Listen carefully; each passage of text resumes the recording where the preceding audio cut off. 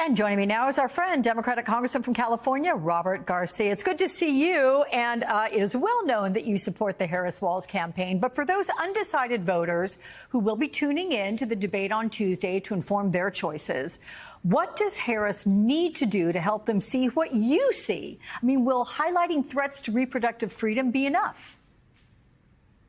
Yeah, look, I think it's going to be a few things. I think one, obviously, I think the vice president's record on reproductive freedom is so important in contrast to Donald Trump, who takes great pride in having the Supreme Court having overturned Roe v. Wade. He's out there and has attacked IVF. He does not support any sort of access to women's health care or expand it. And so that will be a clear contrast. We know the vice president has led on that issue. She will ensure that we protect Roe nationwide. And so that, along with issues around home ownership, supporting small businesses, which you just saw that incredible moment there in Pittsburgh, you're going to continue to see those moments where the vice president reaches out to independent voters across the swing states and talks to them about the issues they care about: reproductive choice, small business support, home ownership. Those are the things that I think people care about. They certainly care about those things in Pittsburgh and across the country as well. Let me throw in just specifically the word, the economy. It is the most important issue for many voters on this election. So Tuesday, what specifically do voters need to hear from Harris beyond generalities about an opportunity economy? How can she clearly contrast her vision from Donald Trump's? Well, I think there is a choice that voters are going to see. So let's start with Donald Trump. I mean, Donald Trump's whole economic policy is giving enormous tax breaks to billionaires and millionaires in this country. He has said so numerous times in public forums. He wants to give huge tax breaks to oil companies, to huge banks, to his billionaire friends. Well, at the same time, Kamala Harris is rolling out plans to support small businesses. She wants to increase the number of small businesses, tax rebates for folks that are opening up their first business. And she wants to ensure that working class and middle class families have access to home ownership, supporting first-time home buyers, making sure we're building enough homes across the country.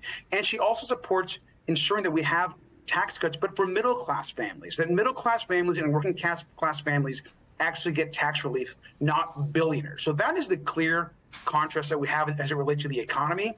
And the vice president will continue to support small business owners and working class people and unions across the country, while Donald Trump and its Project 2025 will do nothing but shift all power and wealth in this country to the top 1%. Okay, but do you believe your constituents are going to be willing to foot the bill for some of Kamala Harris's proposals that may come with significant price tags, because she has yet to lay out a plan to cover many of the costs, and she's also going to need Congress's support? Well, I think first what's really important when you look at actual the plans that are in front of us, Kamala Harris doesn't believe that we should be raising taxes on anyone that is middle-class families. And any sort of tax reform is going to happen to ensure that the top billionaires and millionaires in this country actually pay their fair share, just their fair share. She does not want to. She wants to ensure that taxes are not raised on working class people or on middle class people. That is the opposite of Donald Trump.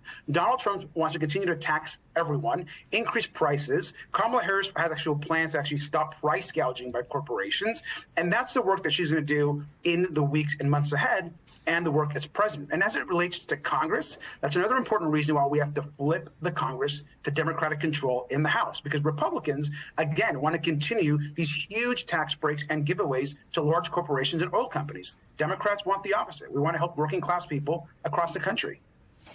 Congress, in fact, returns to Capitol Hill next week with a potential government shutdown looming for next month. Republicans' proposal unveiled yesterday pushes a funding decision until next March and then links government funding with the SAVE Act.